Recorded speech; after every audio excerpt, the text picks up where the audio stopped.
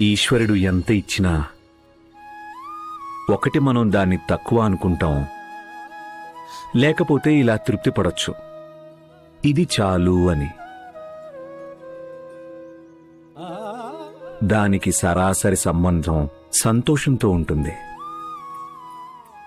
మనకి ఎంత ఉంటే సంతృప్తిగా ఉండగలమో అది మనమే నిర్ణయించుకోవాల్సి ఉంటుంది.